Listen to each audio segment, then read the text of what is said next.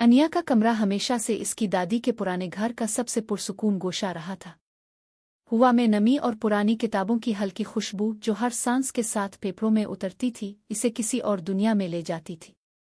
24 साल की अनिया शहर की भागदौड़ भरी जिंदगी से अलिफाख्ता कर कुछ वक्त के लिए अपने गांव वापस आ गई थी, उत्तराखंड के पहाड़ों में बसा एक छोटा सा तारीखी गांव देवभूमि। इसका दिल बेचैन था। फनून, तारीख और हिस्ट्री में डिग्री हासिल करने के बाद भी इसे अपनी राह नहीं मिल रही थी। वो कुछ ऐसा तलाश कर रही थी जो इसे तरगीब दे, इसे समत दिखाए। एक दोपहर जब बाहर बारिश की धीमी बूंदें गिर रही थीं, अनिया ने दादी के पुराने बालाखाने एटिक की सफाई करने का इरादा किया। यहाँ सालों से कुछ भी हाथ नहीं लगाया गया था। धूल की तहें और मकड़ी के जाले हर चीज पर बिछे थे। संदूक दर संदूक खुलते गए, पुराने कपड़े, जंग आलूद खिलौने, पीली पड़ चुकी तस्वीरें। तभी उसकी नज़र एक छोटे लकड़ी के संदूक पर पड़ी। वो बहुत सादा नजर आता था, लेकिन इसके किनारों पर एक पेचीदा नक्काशी कार्विंग थी। अनिया ने इसे खोला। अंदर मखमली कपड़े में लिपटा एक पुराना चांदी का लॉकेट था। इसकी चमक फीकी पड़ चुकी थी, पर उसकी बनावट में कुछ खास था। गोल लॉकेट के एक तरफ एक गुलाब का फूल केदी हुआ था और दूसरी तरफ एक अजीब और गरीब निशान, एक उलझा हुआ चक्कर जिसके बीच में एक छोटा सा तिकोन था। यह कोई आम लॉकेट नहीं था। इसका दिल अजीब सी जुस्तजू से भर गया। लॉकेट खोला गया, लेकिन अंदर कुछ भी नहीं था, बस खाली जगह। दादी, जिनकी उम्र 80 से ऊपर थी और जिनकी आंखें धुंधली थीं, पर जिनकी याददाश्त अभी भी चट्टान की तरह मजबूत थी, ने लॉकेट देखते ही एक गहरी सांस ली। आहा, ये तो वीराहनी का लॉकेट है। अनिया ने चौंक कर पूछा, वीराहनी? कौन थी वीराहनी दादी? दादी ने अपनी कुर्सी पर आराम से बैठते हुए बताया, एक औरत थी बेटा, सदियों पहले। इसका नाम तो कोई नहीं जानता, पर लोग इसे अवीराहनी कहते थे क्योंकि वो हमेशा अपने महबूब की याद में नज़में लिखती थी और फितरत से बातें करती थी। कुछ लोग कहते थे कि वो एक जादूगरनी थी जो अनदेखी चीज़ों को देख सकती थी। पर इस लॉकेट का इससे क्या ताल्लुक? अनिया मुतजस्सिस हो उठी। कहते हैं कि ये लॉकेट इसकी सबसे प्यारी चीज़ थी। इसमें इसका सबसे गहरा राज छुपा था। किसी को नहीं पता कि वो राज किया था। लॉकेट आखिर कहाँ गायब हो गया? दादी ने आंखें मूंद लें, जैसे माजी की गलियों में भटक रही हो। पर वीराहनी के बारे में एक और बात मशहूर थी। गांव से कुछ दूरी पर पहाड़ों में कहीं इसका एक गापत बाग था, सरगोशियों का पुरस्रार बाग, मिस्टीरियस गार्डन ऑफ विस्पर्स, जहां वो अपनी नज़मों को हुआ में छोड़ देती थी। पर इस बाग तक पहुंचने का रास्ता भी किसी को नहीं पता चला। अनिया के मन में एक चिंगारी भड़क उठी। गुमनाम वीराहनी, इसका लॉकेट और एक पुरस्रार बाग। इसे लगा शायद यही वो चीज़ है जिसे वो इतने अरसे से तलाश कर रही थी। लॉकेट को अपने गिले में पहनकर अनिया ने अपनी तलाश शुरू की। इसने गांव के पुराने कुतुब खाने से शुरुआत की, जहां धूल में अटी हुई कलमी नुस्खे और तारीख की किताबें रखी थीं। लाइब्रेरियन, एक पुरसुकून मिजाज की खातून कमला दीदी, ने अनिया की मदद की। घंटों की छानबीन के बाद अनिया को एक बोसीदा डायरी मिली, जिसके औराक पीले और कमजोर हो चुके थे। ये डायरी वीराहनी की नहीं थी, बल्कि इसकी एक हम असर एक गांव की मुअल्लिमा की थी, जिसने वीराहनी के बारे में कुछ लिखा था। डायरी में वीराहनी का असली नाम इलीना बताया गया था, एक दूर अंदेश खातून जो फितरत और इल्म की पूजा करती थी। इसने लिखा था कि इलीना ने इस लॉकेट को एक खास मकसद के लिए बनवाया था और इसमें एक इशारा छुपाया था। डायरी में एक पहेली नुमा नज़्म लिखी थी, जिसे इलीना ने खुद लिखा था। जब चांद अपनी पूरी आबोताब खो दे, सूरज की पहली किरण जब पत्थरों को छू ले, तब खिलेगी वो राह जो आंखों से पिन्हा है, जहां नदी गीत गाए और पहाड़ दिनसाया, और आखिर में वही निशान करेगा रहनुमाई जो मेरे दिल के सबसे करीब रहा है। अनिया ने नज़्म को कई बार पढ़ा। जब चांद अपनी पूरी आबोताब खो दे, अमास अमावस्या का दिन, सूरज की पहली किरण जब पत्थरों को छू ले, तुलू आफ्ताब। ये एक वक्त और जगह का इशारा था, लेकिन कहाँ? जहां नदी गीत गाए और पहाड़ दिनसाया, ये गांव के बाहर की एक जगह हो सकती थी, जहां एक छोटी नदी आबशार पहाड़ों के बीच से निकलता था। अनिया ने दादी से इस जगह के बारे में पूछा। दादी ने कुछ देर सोचा और फिर बताया कि गांव से थोड़ा ऊपर, जहां कालिका मंदिर है, वहां एक छोटी जलधारा बहती है। इस जगह को पेसपे साहटोहे की धारा कहते हैं बेटा, क्योंकि वहां हुआ और पानी की आवाजें ऐसे सुनाई देती है जैसे कोई पेसपियसा रहा हो। अनिया ने तय किया कि वो अगली अमास पर इस जगह जाएगी।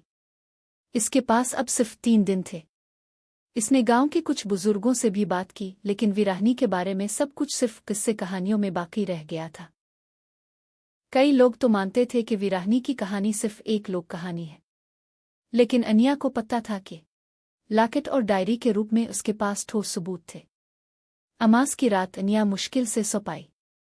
सुबह सूरज की पहली किरण निकलने से पहले ही वो तैयार थी। उसके कंधे पर एक छोटा थैला था जिसमें पानी की बोतल, एक टॉर्च और उसकी दादी की पुरानी दूरबीन थी। पेसपे साहटोहे की धारा तक पहुंचना आसान नहीं था। रास्ता कच्चा था और पत्थरों से भरा हुआ। धीरे धीरे सूरज की किरणें पहाड़ों पर पड़नी शुरू हुई, पत्थरों को सुनहरा रंग देती हुई। वो कालिका मंदिर के पास पहुंची। वहां से एक पुतली पगडंडी जलधारा की तरफ जाती थी।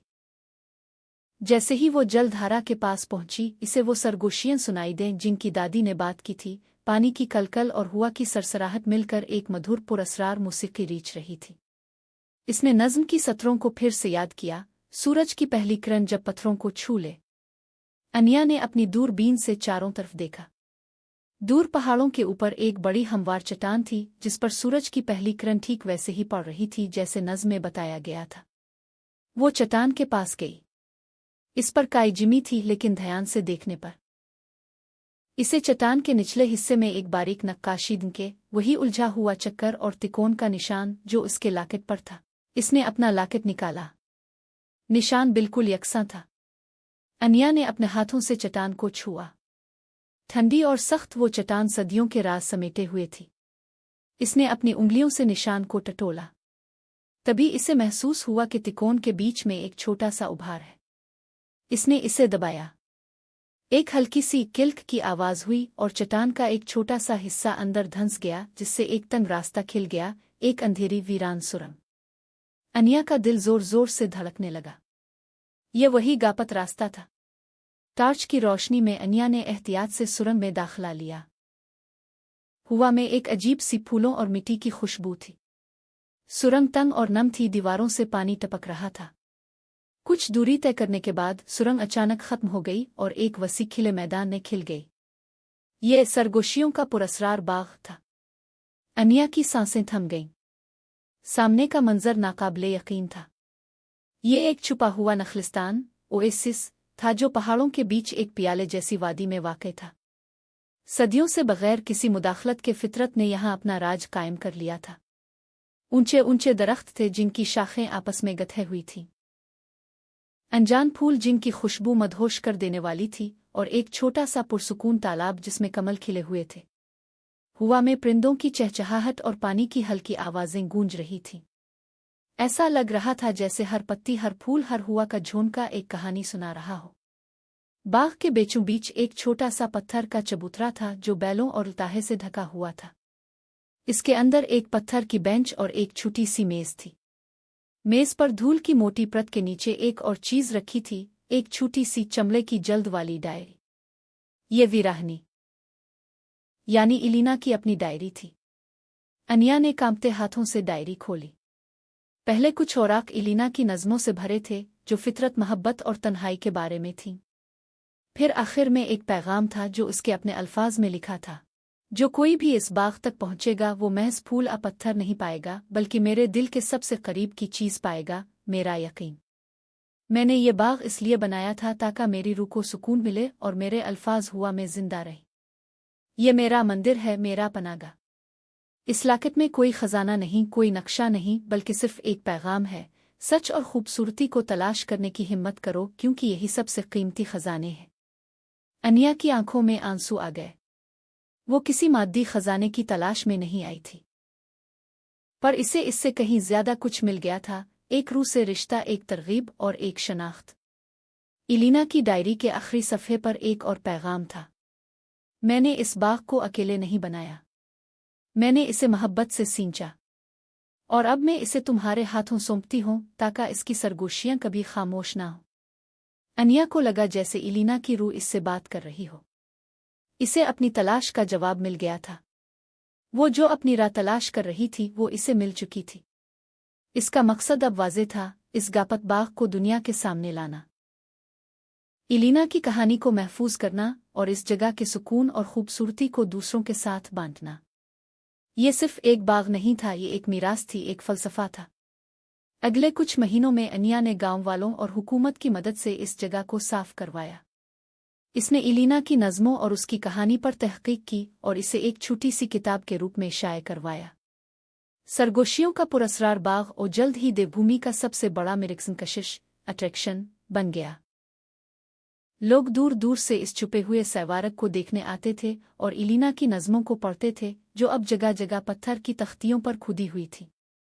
अनिया ने अपनी फ़नून तारीख़ की तालीम का इस्तेमाल बाग की बहाली और उसकी तारीख़ को समेटने में किया। वो अब एक मुहाफ़िज़ बन चुकी थी जो माज़ी और हाल को जोड़ने का काम कर रही थी। इसका दिल पुरसुकून था, इसकी रूह मुतमईन थी। वो अब जानती थी कि इसकी राह क्या है। एक शाम जब सूरज की किरणें फिर से बाग में चैन चैन कर आ रही थीं, अनिया ने अपनी गर्दन में लटकते लॉकेट को छुआ। वो अब खाली नहीं था। इसके अंदर इसने इलीना के पैगाम की एक छोटी सी मुड़ी हुई नकल रखी थी, सच और खूबसूरती को तलाश करने की हिम्मत करो। अनिया ने महसूस किया कि वीराहनी ने इसे न सिर्फ एक गापत बाग दिखाया था, बल्कि इसे खुद को तलाश करने का रास्ता भी दिखाया था। देवभूमि में एक नई कहानी शुरू हो चुकी थी और अनिया इस कहानी का हिस्सा थी, अपनी रूह की सरगोशियों को सुनते हुए और माजी की आवाज़ों को हाल में गूंजने देते हुए। इसने जो पाया था वो सिर्फ एक पुराना लॉकेट नहीं था, बल्कि एक नई शुरुआत थी।